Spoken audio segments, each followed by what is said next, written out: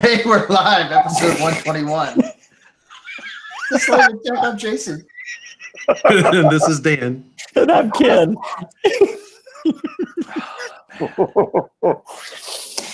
So, how's everybody doing?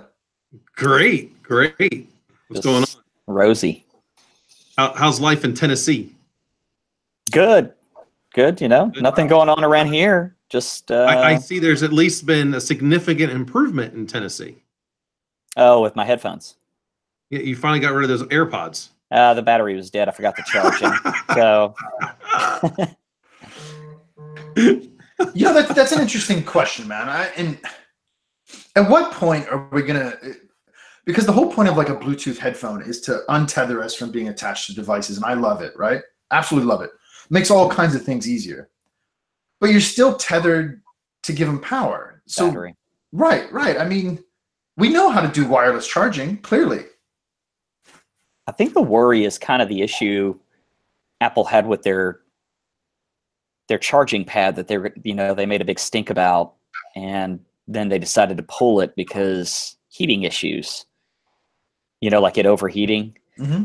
And I don't know necessarily if anybody wants to have wireless charging in their ears. Plus you have those cranks online that think, that are living under towers and Wi-Fi towers and living around cell phones that causes cancer. And then I heard news the other day that 5G is a concern. There's a group of concerned citizens that it causes cancer. I'm sure it causes something, but sugar also causes you to get fat if you eat it. Too much of it. Cancer if you smoke, drink, you get cirrhosis. So I'm sure it all, in modesty, will be fine. Well, I mean, how are we ever supposed to evolve the gene pool if we don't weed out those of us? And I could be in this group too, so I'm not excluding myself, that are susceptible to this. I mean, you need selective environmental pressure to evolve the species. Sure. I mean, I would love it if I could just pull my car into the garage and it would auto wireless charge. That'd be great. Like headphones would be nice as well. But, that's the future is batteries. I'm telling you, that's going to be. Well, it's certainly one of the biggest constraints. Yeah. I mean, dropping cash and investments into battery. Dan, have you used any of the Android wireless charging? Yeah, but that's one of the first. What do you mean by wireless charging? Do you mean because there's still contact? True. How about non-wired? Yeah, like no contact. No, like with your Android charging, not having to put it on something. Like they'll just charge. So what earphones. What exists today that you don't have to put it on anything? It's contactless and wireless. I don't think anything. I don't know of anything that's contactless. I know at least there's several platforms that are contact but not tethered. And right. We're talking about non-tethered, non-wired. Yeah, I guess we should say non-tethered. Right. So I use, with my Android phone, I use the contact charging. So there's no cable I have to plug in. I'm able to use the built-in contact charging station. Which is convenient. Because I heard I set it on my nightstand. I don't worry about the cable that thing's plugged in. But that's the kind of thing. There's still, it's not to me true wireless charging because I need something that's still tethered to real power. So if we had wireless or contactless, I guess we're gonna have to rethink everything about the battery. Because if you let's say like you do go in office and the company is invested into that for everybody, or homes will be built with that stuff, where batteries going to be able to take constant recharging and recharging when they're, over and over. Obviously we know batteries degrade, but. Right. So it's once I'm in the environment, right. Then you're putting out whatever that signal is. I mean, why right now we have to be contact. When can we get it to where its proximity is, say, 3 feet? Sure. And then 15 feet. That's where the future of that goes. And, I'm not so sure as to what's harmful, or not in that regard. I'm not a biologist, and by any stretch of the imagination. So I don't know, but it would be, I would more than likely be doing it. And this is honestly a serious question. I'm not trolling you. Didn't purportedly Tesla have a wireless power transmission system? Actually, not the company, the original inventor. I think it was. I don't think it was.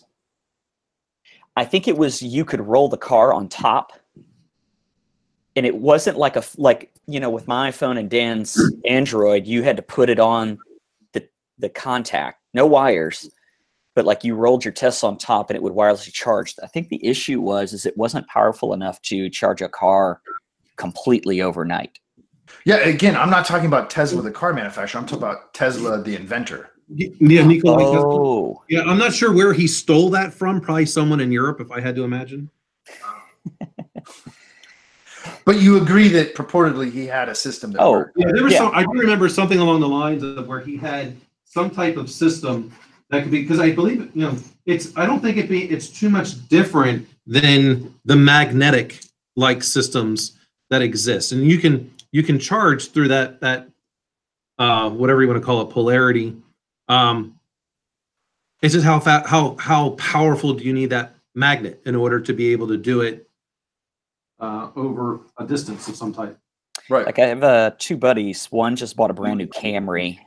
The other bought a Model 3 Tesla, and both of them have like that wireless charging. Or let me rephrase that: the contact. Oh, you can call it wireless. We don't have to change our vernacular just because Dan's a pedantic prick. But hey, I have facts to say, are facts. A student gave me one for graduation a couple years ago. I love having that by my bed and just being able to put it on there and leave it. I just wish we had that stuff built into things around the house that we have. Well, conceivably you could, because if you have a contact-driven charge system, why can't you take that contact surface and just spread it across, let's say, your countertops? Sure. Or embed it, a few millimeters underneath the countertop. Absolutely. And so it's still plugged into your normal house power, whatever, right? Yeah.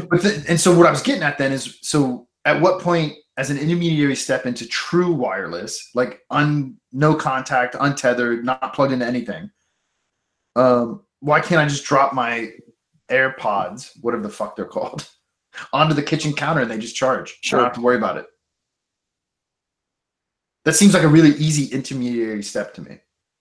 I did read, well, it's a rumor, but the next iPhone, you'll be able to wireless charge another phone. So say, for example, Dan and I are on a trip and I have battery and he needs it. His Android has it. So just put the Android and the iPhone together and mine will charge his.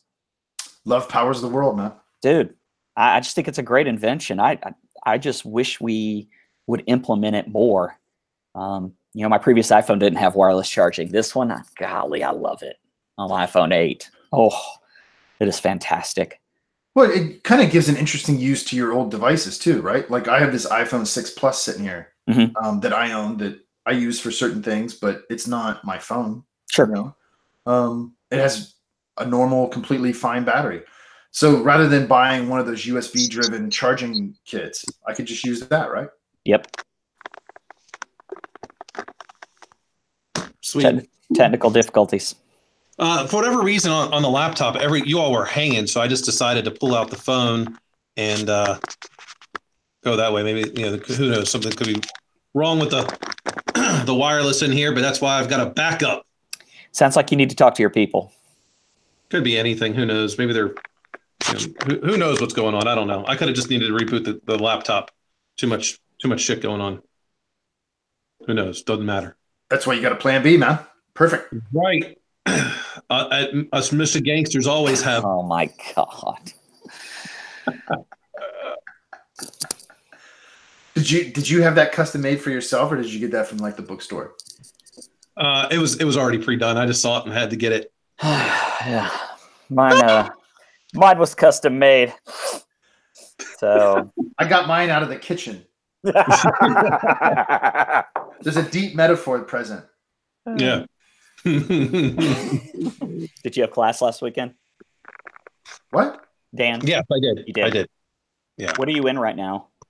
Supply chain, strategy, cost accounting. Oh,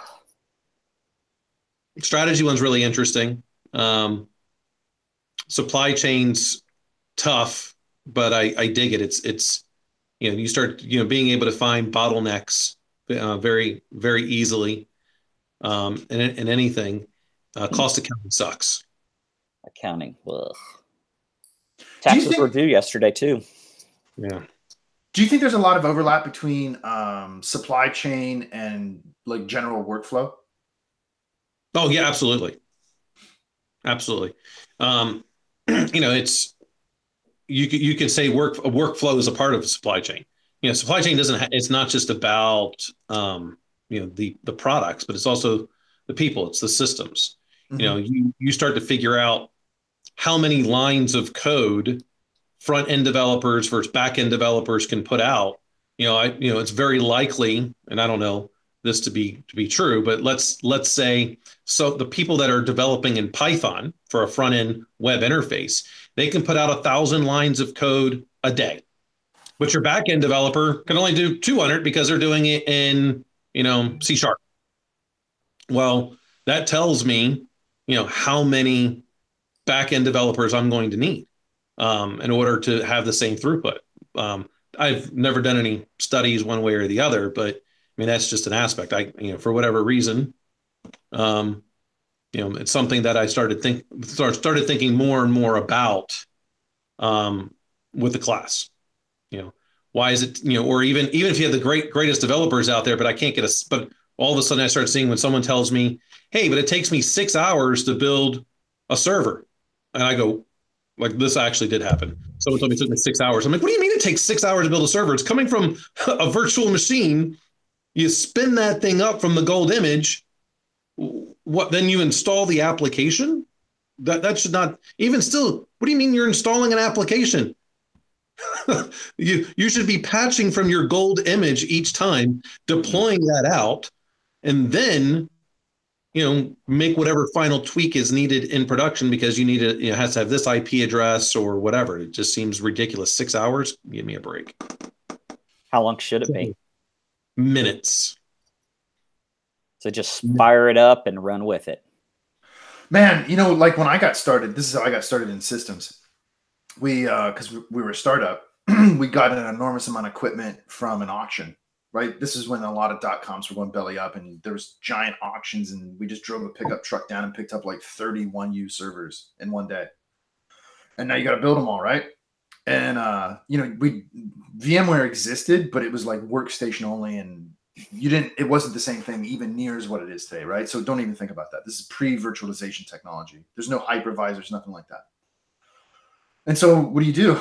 Because it could take 6 hours unless you kind of get clever and you take the one machine you have and you start breaking RAID arrays and replicating them using the physical disk. It's the same concept. It's just in hardware at that point. And even then, man, you just had to wait on the RAID array to rebuild as you swap disks through these chassis. 6 hours, man, you could build an entire farm. And a farm for us was like 50 servers. Right. I mean, I just don't. I don't understand it when someone tells me what it says is we're not utilizing the proper tools, right? And efficiencies, right? And so I just started thinking a lot more and more about those kind of things and taking a look at when tickets come in, what type of tickets take longer than others, so I can start to estimate proper allocation of resources throughout the month. Like if I were doing this, like if I ever decided to like outsource all of IT, I know from the months of June through August, I don't need anywhere near the amount of people in IT than I do throughout the remainder of the year. I mean, I would love to be able to take personnel and do it like I would in Azure or AWS, and you can expand and contract resources um, as needed because people are taking vacations from June through August. And so I don't have anywhere near the amount of support tickets that come in, nowhere near the amount of project work that's happening during those times. Well, you could use a company like Cognizant or, God forbid, Wipro. Wipro. True, true. But there's trade-offs. You don't get things done at the exact time that you want it, and it comes back down to control. But if you proper resource allocation, you can make things happen.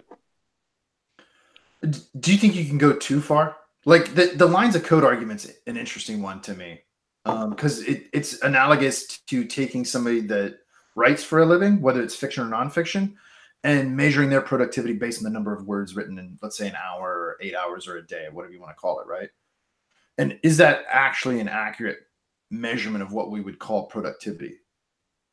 I don't know that it's accurate because it was just an example, but really, I was trying to equate it to some type of ways in which other use cases for supply chain, such as when parts come in, the complexity of it. It's really easy to get something to get assembled, but the testing process doesn't take quite as long. So, as an example, we had this simulation where you were creating some type of electronic parts, and you have essentially 4 stations. But station 2 acts as number 2 and number 4. So they do the testing. If it succeeded, it goes basically right out the door. No, I'm sorry. From station 2, it goes back to 3 for QA, and then everything that passes QA goes right back to 2 as acting as station 4, and then out the door. So you'd have to determine whether or not you want to use FIFO or LIFO. In terms of at station 2, you also figure out that station 1 is truly your bottleneck, and you're compensated in this simulation based on how quickly your SLA is, but you're penalized if you miss it. So in the beginning of the simulation, it's you're paid $700 for contract 1, which means you have to get everything out the door by day 7. If it's not out by day 7, all the way to day 14, you would wind up getting 0. So it slowly degrades based on how quickly you get it out. And you'll operate at about 92% efficiency if you leave everything as it is. And it's funny because the professor has this scenario. It's called do nothing. All right. He set the simulation up. If you just as it is, if you did nothing, here's where you have to go. And for a long while, do nothing was winning until you figured out all the process flows. Contract 2 was $1,000, but you had to deliver everything in 3 days, or 1 to 3 days. Sorry, 1 to 3 days. And then contract 3 was you had to deliver it in a half day, with 1 day getting 0. So you found out the sooner you bought 5 systems for station 1, you needed 3 at station 2 and 2 at station 3. You're performing optimally. But until you figure out the workflow, you don't know all the math involved there. So you figured out that station 1 was the longest time and the most complex. So you needed more workers, more stations. 2 and 3, very little. So, your bottleneck was 1.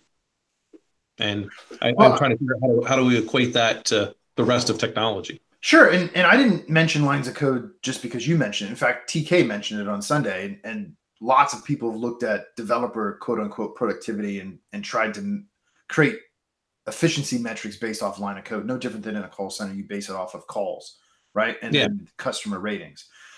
Part of what I think about, and the reason I brought that up, is it's easy to become, as a society, not you, me, the 3 of us, but us as members of society, sure, obsessed with productivity to the point where you quickly get to what some French philosophers argued is a technique or technological driven society. And their argument wasn't that that's a good thing. I mean, there's a lot of deep philosophy underneath that, but so I just wonder, like, how far is enough to be productive or efficient, if you will? Right. So you're looking at the constant need. Well, it's an obsession making yourself better, and it's obsession in our country, in our society, in Western society specifically. Absolutely. And I don't know that lines of code would be the right aspect. I would be looking at the prediction of when we say it was going to go out the door but more importantly, defects. How many bugs, how many issues occurred in your code per 1,000 lines of code. Because if it takes you a month to do 1,000 lines of code, as an example, and you have a less than 1% error rate, defect rate, well, that's pretty good. Then the person who could do that same 1,000 lines of code in a week, but they've got a 50% defect rate. Well, so I think you have to take more than the one measurement to determine whether or not something is good or not. Sure, sure. But Productivity. what are you trying to accomplish by measuring it? I think is the deeper point. Like, are Well, you for trying to me, gain a competitive edge? What? it's do I have the appropriate amount of resources working at any given time? That's really it. And that impacts what? Budget, bottom line, profit? Budget, yep, budget, profit, um, customer satisfaction. So do you think at some point in the future, I don't know if it's near or far, do we have a conversation in the West in the technological society that enough profit is enough and we define X? You can have the conversation all you want, but I don't think Well, it'll we ever. know where Dan's going to stand. I don't think it'll ever matter because as long as a stock market exists, as long as people have the desire to continue to improve, enough is never enough. And then you always have the evolution of, we were talking about it on Sunday, the disruptors versus the displacements. At what point does another Netflix come around or Amazon? There's always this debate who wins out on Amazon versus Walmart. And I don't think there is a clear winner. I think they both win. There's enough room in the market for both. But what happens with the next product? Is there enough room for three? Target's nowhere even close to Amazon or Walmart for that matter. They're the third horse in a two-horse race, and they have really what appears to be no desire to be even better or anything along those lines. So, as long as people continue to want to evolve, I think there's always going to be competition, and you're going to have to be measured on what's coming next. Because otherwise, the species never gets out of the solar system if you don't desire something more. It reminds me a lot of Home Depot and Lowe's, the two differences. Well, You go into a Home Depot, it's very construction oriented. For the construction man, there's really not a lot of home stuff there, pretty curtains, things of that nature. Whereas Lowe's took a different tack. They realized Home Depot was first and was really big. So they said, well, let's go after the moms, the dads, the people who like to do small home type things, like they want to paint their own room. We'll give them the paint, the brushes. We'll even have curtains in here. That place is styled differently. It's like a Costco versus a Walmart, Sam's Club. Costco's much higher priced stuff. They're going for a certain market. Sam's Club, not as nice, but still going for a different market. Well, and we can distinguish between wanting more in terms of growth and wanting more in terms of profit. I don't think you can have one without the other anymore. And that's the technological argument. Yeah. Not the technological argument in the sense of like technology like we're using right now, but in this French philosophy of technique and the obsession with efficiency. It is interesting what you had mentioned, Ken, because as soon as you mentioned Home Depot and Lowe's, I immediately thought every time I walk into a Lowe's, I feel like I'm right in the lighting section. The bright lights, it's right there. Yeah. And it looks like I'm walking into a showroom for what my home could be versus Home Depot. Yeah, the construction aspect. And yeah. I just think both those two particular stores are really distinct in what you're looking at. And I look at both of them. How much more growth can they have? It's like Walmart here in our country. They can, you can only open up so many Walmarts. It's like McDonald's or a Subway. I don't think they're any different. What else? How are you going to differentiate yourself with Subway? Right? You can open more stores, more revenue, but and look at when you have outside of the E. coli poisoning from what's the Chipotle? They were popping up everywhere, and those are the ones that are displacing your McDonald's and Burger Kings and even Subway to an aspect because you can have a much more of a, so to speak, healthier choice.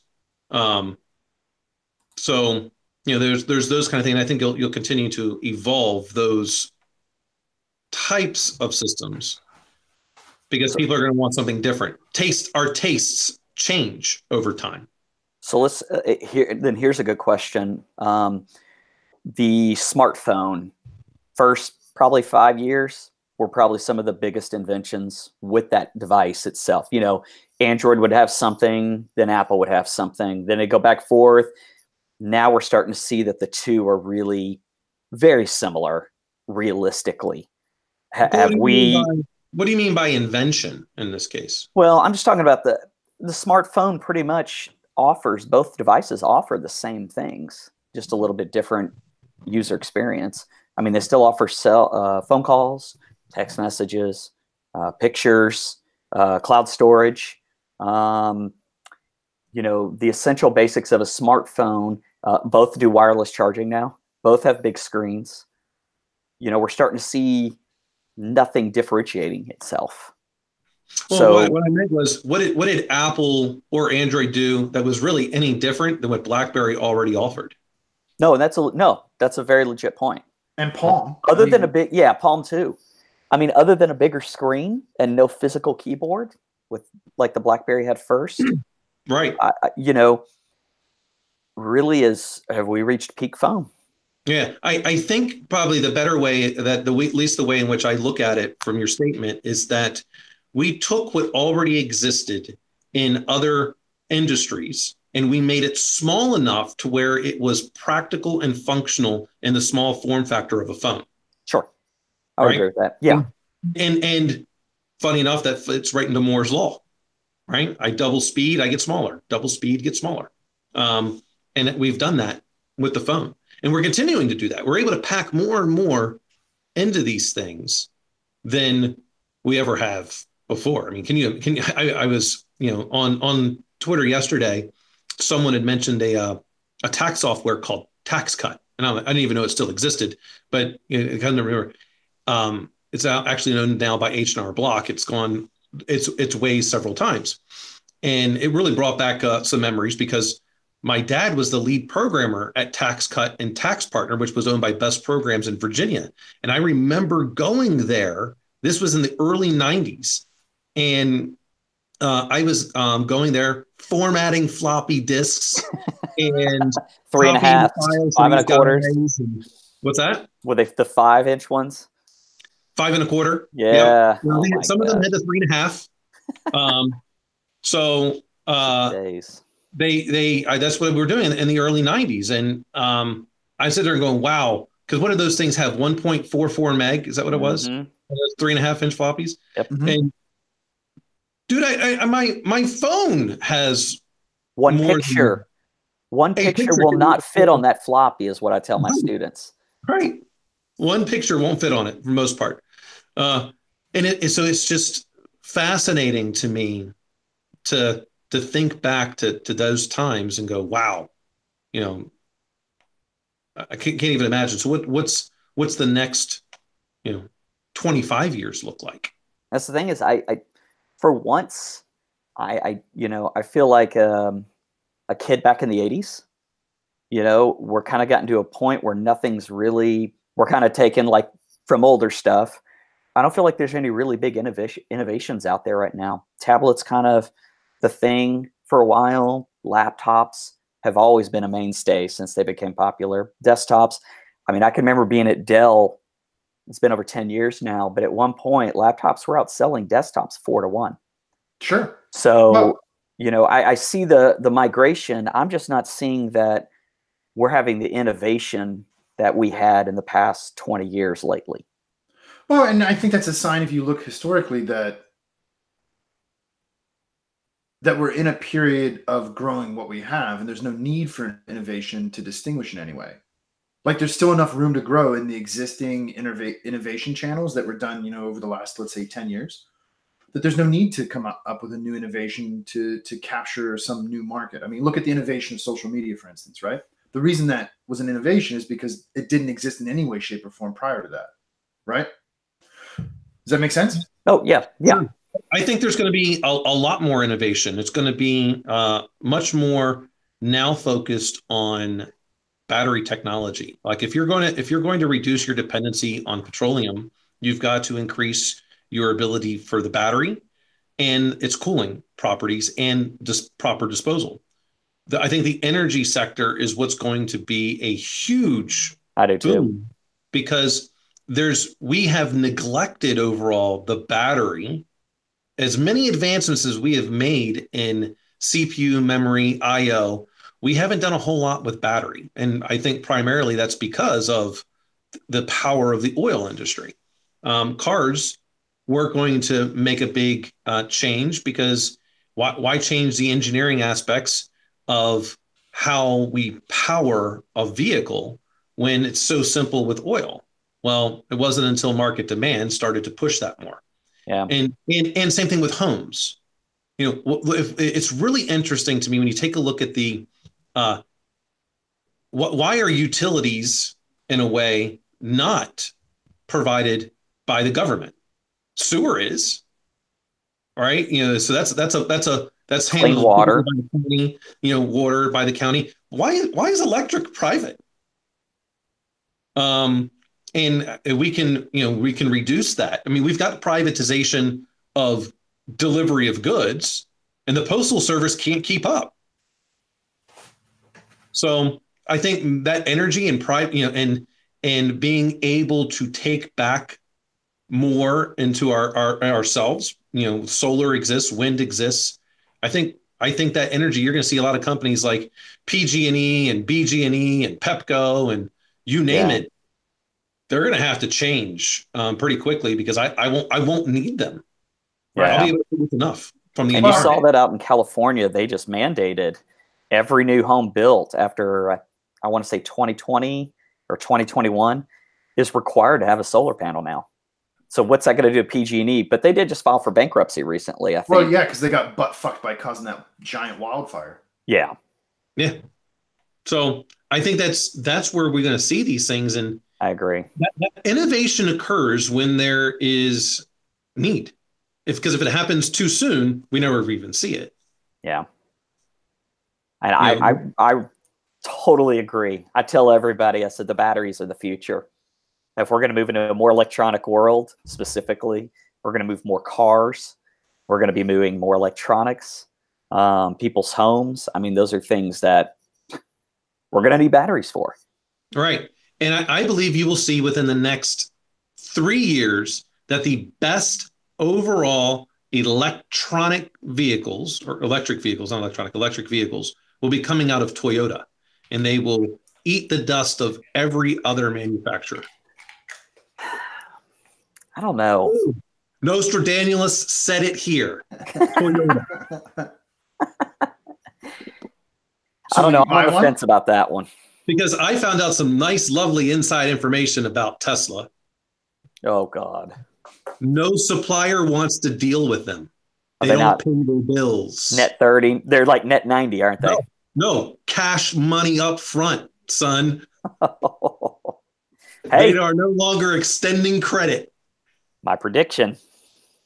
Hyundai buys them. That's right. So then it'll be a war between Japan and South Korea. For the battle of the soul of the car industry. Well, we know how that always ends historically. Yeah. The U.S. has to get involved and break it up.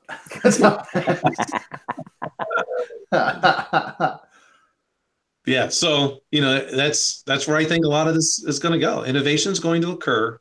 That's why when people say, I think we've already invented everything. No way. Yeah. We will just we will continue to use more bricolage. Well, I mean, if it were true that there's no innovation left, that means we've solved every single possible problem there could ever be in the universe. And that's blatantly not true. Yeah. Right. We got to get out of this universe. And how many more years, Jason? We have to get out of here? We probably got somewhere between 4 to 6 billion. Yeah. Time moves fast. That'll go by in no time. I'm 43 years old. It's gone fast. Put it in the context that some of these problems might not even be solvable. Then, you need a lot of time, man.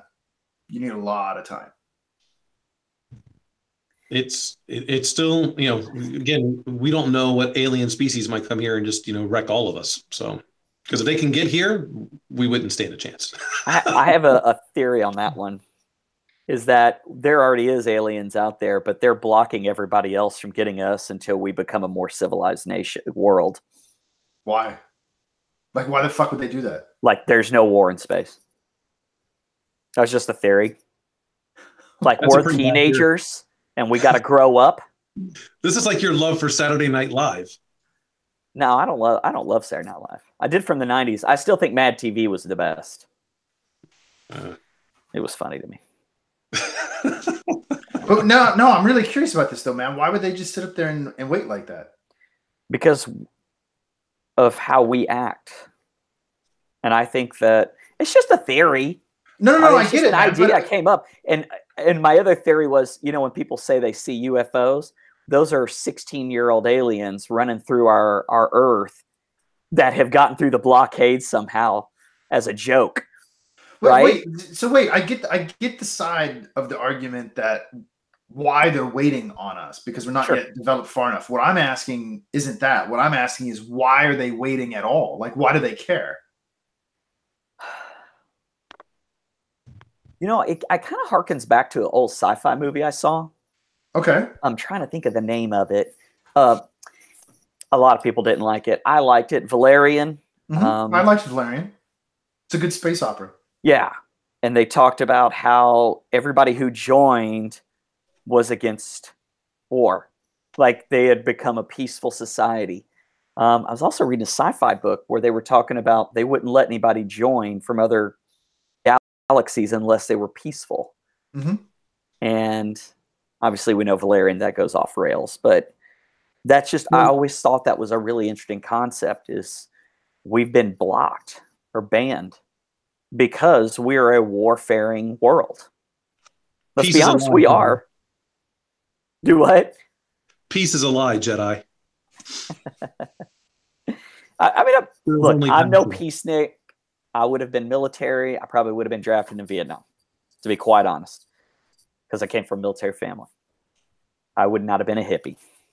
Well, I mean, we can agree there's nothing wrong with peace, right? I agree. I agree. It's a fair goal. Right. Is it doable? Probably not. I disagree. I think it's entirely doable. You think so? Sure. I don't know. No, I don't think it is. I just think everybody's got it out for their own personal gain. Okay, but now you've identified a problem that might be solvable. So if you solve that problem, next, right? And so if you solve this set of problems, which isn't infinite, then how can you not end up with peace? I'm not talking about a utopia. I'm just talking about peace. Because some events will always occur that will cause conflict, and then peace is no longer there. You stuttered the first part. What causes conflict? Some event, like think it could be anything. So take the lovely Superman history. Everything was great until they realized their world was going to end. They became into conflict, and Zod winds up basically taking over and killing everyone. Some event occurs and disagreement.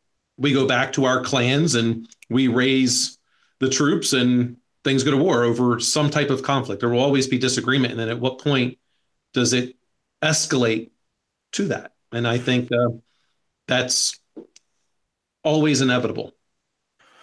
I don't think it's inevitable. I think it's inevitable if we can't overcome the need to resolve certain types of conflicts through violence. Which right now we have no way out of that, right? There's some types of conflicts that are only resolvable through violence, and that's just an observation of reality as it is. I'm not judging it. Yeah, but I don't think that's necessarily an inevitable consequence of our condition. I would like to believe you are correct. I would too.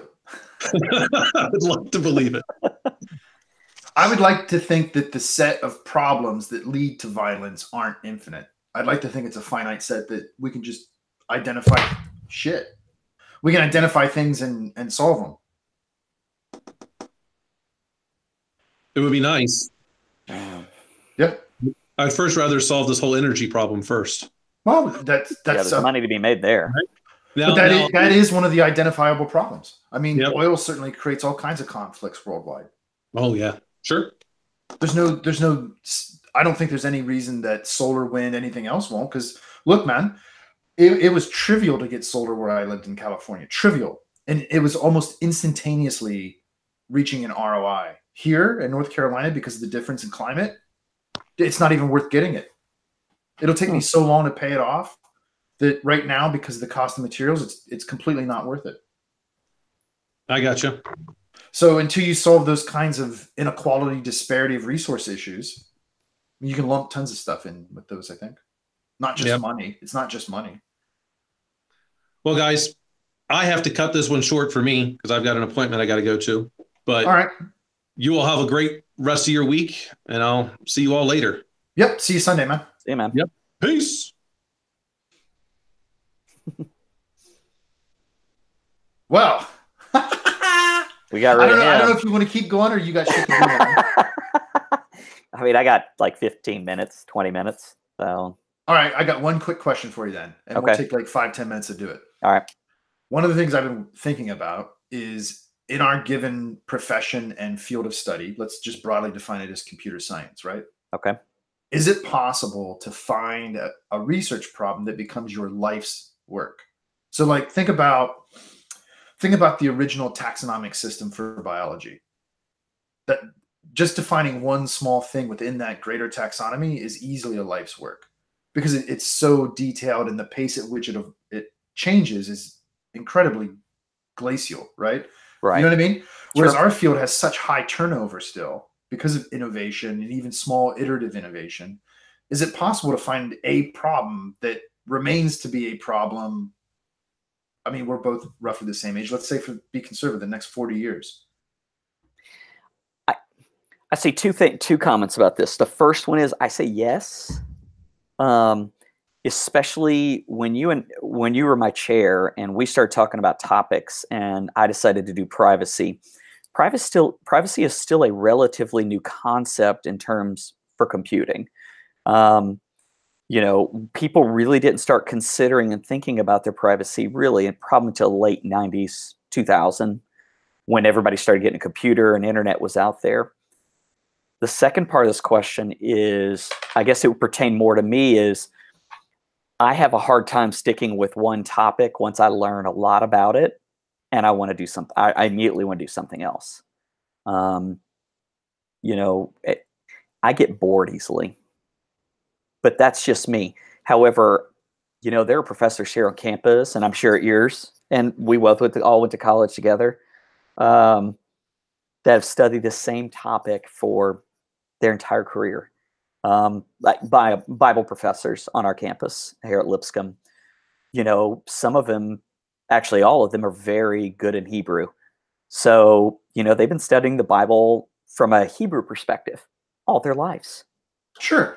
Sure. And I think that's a good example of how it can be done, but outside of computer science, right? Yeah. Okay, take something like a compiler.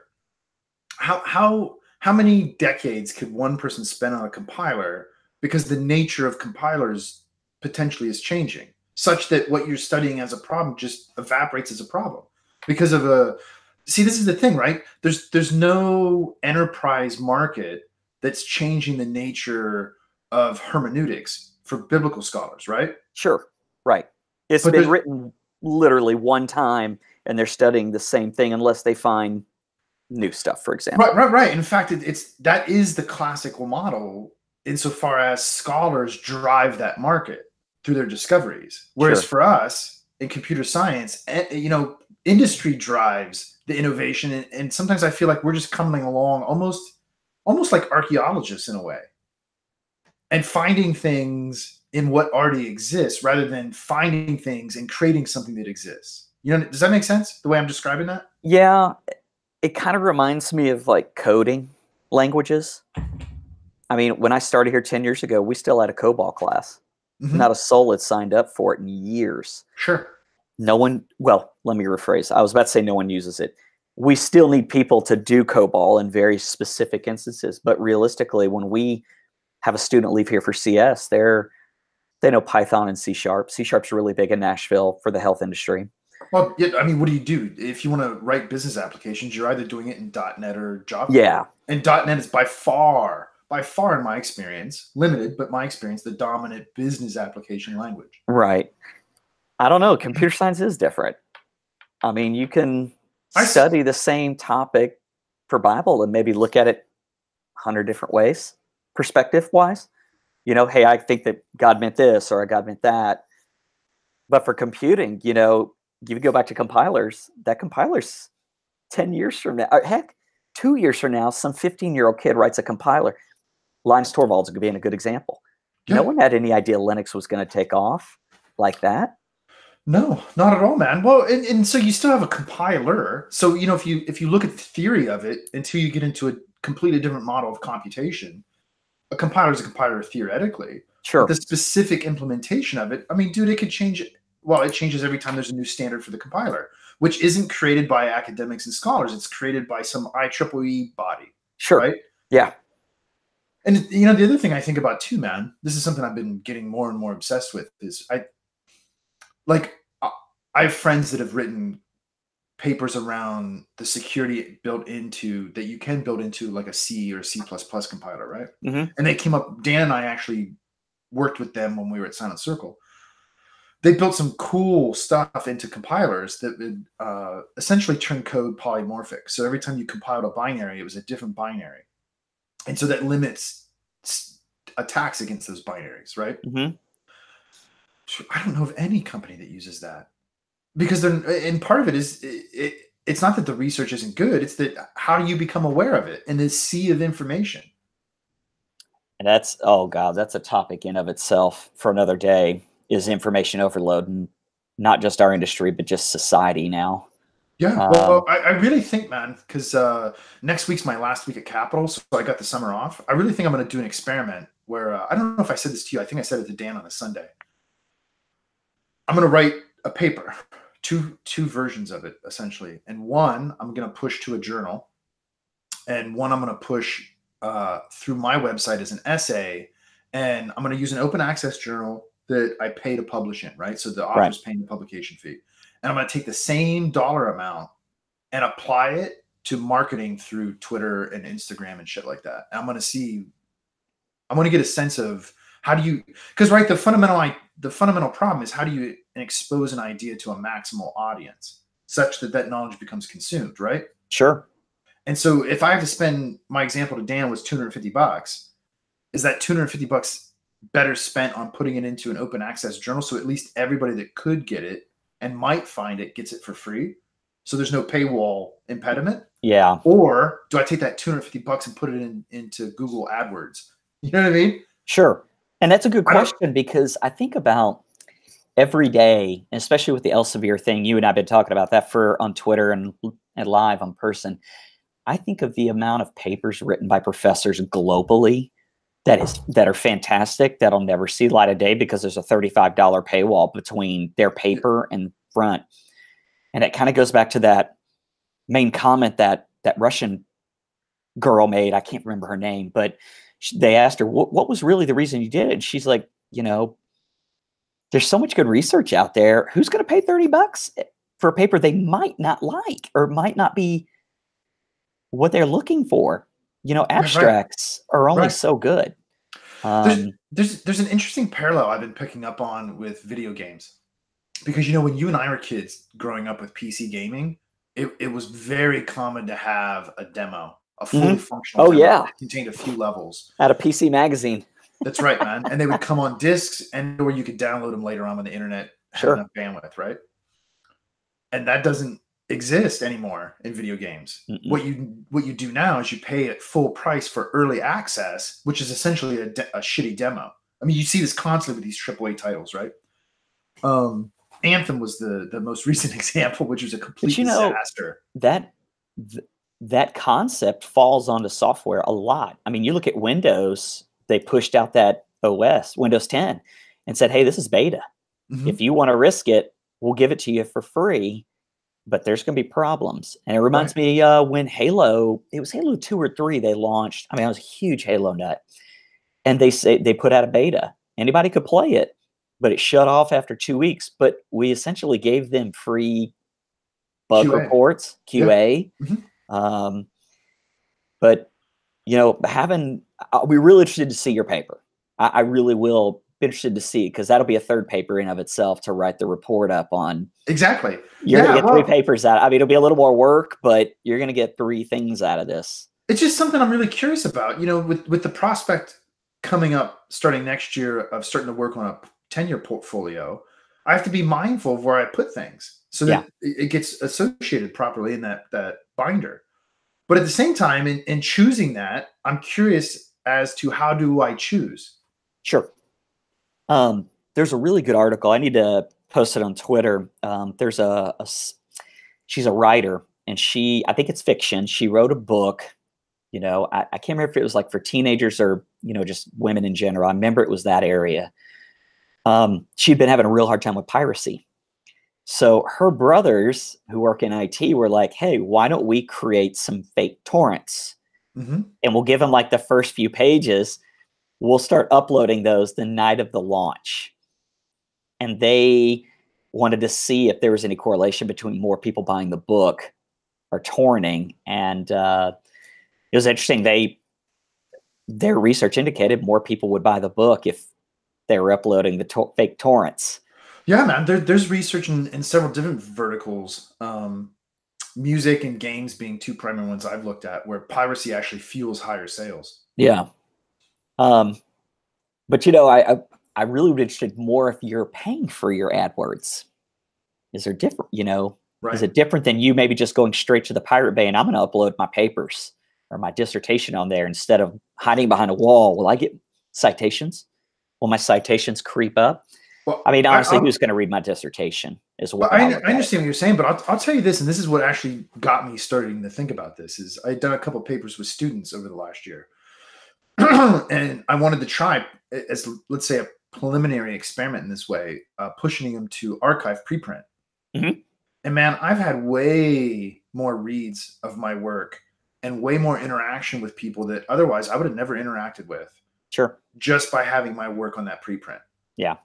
And I mean, what metric for scholarly work does that not meet? That's what I've been asking myself. Okay, so it's not peer reviewed and then published, it's pushed and then peer reviewed. Fair enough. But it's not just 3 peer reviewers, it's the broader community, whoever subscribes to those open channels. And anybody can go get it and read it. I mean, there's you don't even have to create an account to download it, man. I mean, yeah, no, that's true. I mean, I see things, you've been posting a lot the last year about publishing in open access. I'm a huge proponent of putting my research in open access. I want people to see it, and it's not to make myself look smarter. I just want knowledge to spread, legit knowledge that may help somebody out one day. Well, and part of it too, I think, man, you'll agree with, is I have ideas and I want to share those ideas, and I just want to find out if they're good ideas or bad ideas. Sure. No, I agree. And that's the way I'm certainly not a good judge as the creator of the idea. You know what I mean? Yeah. Yeah. That's why I'd sent it to you about 2 months ago, the offer for the book, and it too many strings attached. And, I started talking to a colleague up in the business department. She's published 2 through Amazon, and she was on Amazon's bestseller list. Now, granted, it was fiction, but, she said, Ken, you can do everything on your Mac and publish that book and upload it right to Amazon, and people are going to see it. You can export right from Google Docs, man. I know. I'm working on the final draft. I got my peer review back from a couple of people on my privacy book, and I just got a few more sections to finish, and I'm going to push it myself and see what happens. Well, so I'm writing another book with a friend of mine, and we've been having this debate of, do we go through a traditional publisher, which he's always done because he works in the humanities, or do we do it ourselves? And I mean, there's a fair argument to be made both ways, man. I mean, I'm not looking for my book to be a bestseller whatsoever, and I doubt many will read it, but it could be a hit within the health industry for security and privacy, but anything outside of that, I'd rather just share that knowledge. I know I'm not going to make any money off of it, but if it ends up getting me to come speak it somewhere and I get paid for that, then it's worth its weight in gold. Yeah, and I think I would want my work to be a bestseller only because that in some part is indicative of the amount of people that are accessing it, Oh, not sure. because of the finances. I mean, it's not that I don't care about money, but I don't care about money. It's just And that's that's the not way what I my am. motivation is. Yeah. It really is. I just want to get feedback on what I think. That's really all it is for me. Yeah. But I don't know, man. I think I'm gonna do that over the summer. That'd be real interesting. Yeah, I just got to pick the right thing because the other thing I've been doing over the last year is all these essays. Now I'm doing 2, 3 a week. Yeah. I've Um, noticed. um, if you grind at it long enough, man, it seems like you get some traction. Well, part of what I've been thinking about to finish my thoughts here is how knowledge was disseminated, post Renaissance. I mean, there was no concept of a journal in the same way that we have it now.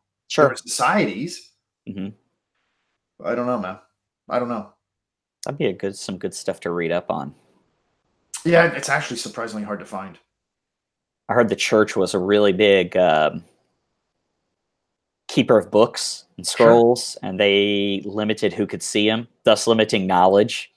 And then when Gutenberg came out, that's pretty much where things started going downhill for the church in terms of keeping that knowledge. Well, and literacy and so forth and so Sure. on. But Yeah. I don't know, man. We'll see. Some good ideas. Cool. Yeah. All right, brother. All right, man. We're good for today. We are good. That is the end of episode 121, my friends. You have a good week. All right. Talk to you See later, ya. bud. Have a good Bye. day. You too. Bye.